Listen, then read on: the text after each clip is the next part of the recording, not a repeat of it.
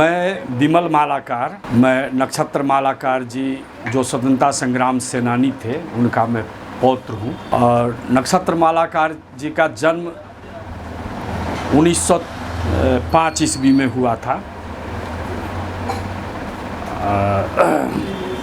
और वो गांधी जी के आंदोलन से प्रभावित हुए। नक्षत्र मालाकार जी स्वतंत्रता संग्राम आंदोलन से 20 वर्ष की उम्र में ही जुड़े और इन्होंने एक छापामार दस्ता तैयार किया। बड़े बड़े जमींदार जो थे वो किसान को अपना खेत दे देते थे कि ये आप उपजाइए और बांध देते थे कि इतना अनाज आप हमको दीजिए। और फिर उसी जमींदार का भैंसवार जो है उस फसल को नष्ट कर देता था, चरा देता था, फसल बर्बाद कर देता था। और उसको किसान से उतना जितना बांधा हुआ था उतना तो अनाज लेना ही था, और नहीं तो उसको आजीवन बंधुआ मजदूर बना के रखता था। तो ऐसे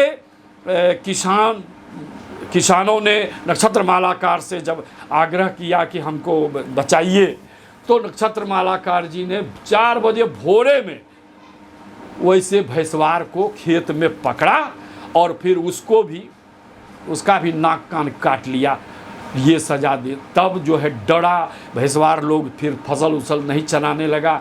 धमदाहा रुपौली क्षेत्र में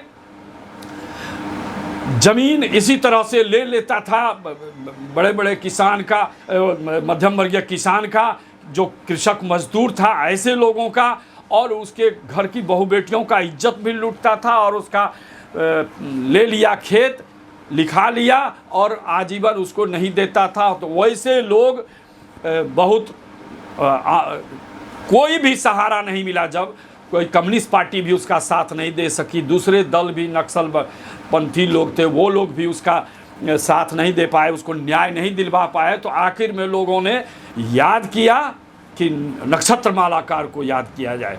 तो नक्षत्र मालाकार को खबर भेजा गया, नक्षत्र मालाकार आए और उस क्षेत्र में वैसे किसानों को, उस जमींदार की हत्या करके जो बहु बेटियों की इज्जत भी लूटता था, ऐसे जमींदार की हत्या करके किसानों को मुक्त करा। इस तरह से और कई विनोबा जी से प्रभावित होकर भी नक्षत्र मालाकार जी ने जमीन जो है बड़े जमींदारों से दान में लिया और फिर गरीब गुरबों को दान में दिया।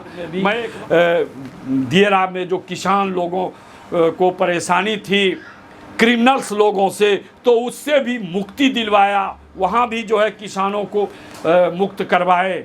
इस तरह से अंग्रेजी शासन के साथ साथ जो अंग्रेजी शासन का जो दलाल था, बड़ा जमींदार जो अंग्रेज़ों से मिल करके गरीबों पर जोर जुल्म करता था, ऐसे लोगों के खिलाफ भी नक्षत्र मालाकार ने आंदोलन किया। इसके अलावा इनके जीवन को 3-4 भागों में बांटा जा सकता है। एक तो है स्वतंत्रता संग्राम आंदोलन, दूसरा जमींदारों के खिलाफ आंदोलन, और ये आजीवन कारावास इनको एक झूठे केस में ही हुआ। आता हूँ मैं इन्हीं चंद शब्दों के साथ मैं अपनी बात समाप्त करता हूँ।